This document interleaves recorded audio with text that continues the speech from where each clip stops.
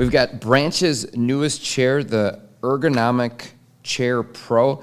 This is supposed to be their best from their offering, and it is the most expensive outside the Verve. Unfortunately for me, I just haven't really been that impressed with the chair overall. Personally, I think they've got this big, what looks to be a thick seat pad, but it's kind of in all the wrong places. It's in the front, in the back of the seat pad. I actually bottom out. I'm bottoming out in the chair right now.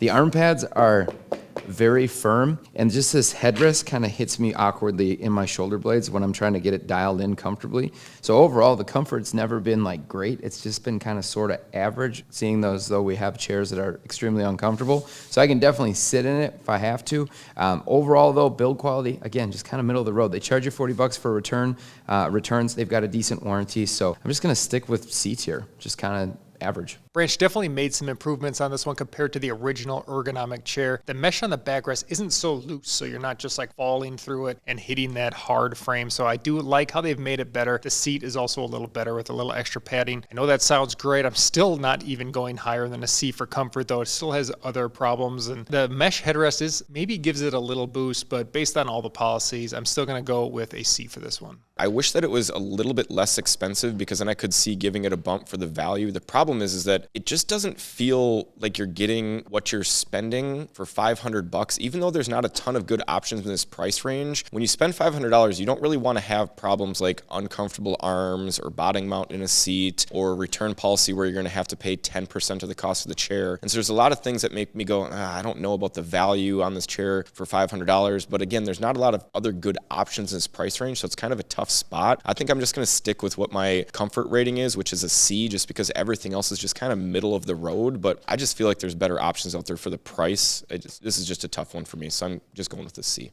I think the Hon Ignition is just our symbol at BTOD for a C-tier chair. I've just always ranked this thing as C-tier. I just think it's a really good middle-of-the-road chair. It doesn't have any features that are going to wow you. It doesn't have any features that I would consider to be deal breakers for most people. It's right at that kind of $400 price point, so you're not overpaying, you're not underpaying. Decent warranty through Hon, decent return policy depending on where you get it. So I'm just going to stick with what's been the norm for me on this chair, which is C-tier. So the Hon Ignition 2.0 is definitely a middle-of-the-road chair for sure. Again, it's from Hon. That's kind of the name of their business, is middle of the road. That's pretty much what they do. They're a mid-market brand, and they put out products that are like this. It's not going to wow you. It's going to hold up probably for a long time. It's got a lifetime warranty on the frame and the rest of the parts. Your foam fabric upholstery is like 12 years, so it's got a pretty ridiculous warranty on it. Value-wise, it's mid to high $400, but it's just I'm sitting in a chair. So if that's what you're looking for, you don't really want to notice it.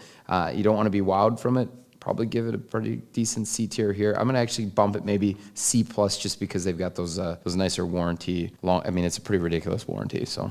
Yeah, I think one of the good things you can say about it too is it doesn't have like really any obvious problems. So it's not like you're going to sit in it and notice something that's really uncomfortable. So again, if you're maybe buying this for a bigger office where a lot of people are getting them, or maybe it's a chair that multiple people are going to be sitting in, it's probably going to fit a pretty wide range, and most people are going to be like, oh, this chair's fine. So it's also kind of just average looks. But when you're spending $450 in that range, you're probably going to want more than just average, or you're going to want something that stands out that you really like. So that's why this is going to drop in C tier. If you want to see how we rank all of the most popular chairs, head over to BTODtv to see our full office chair tier list. Click the link in the description.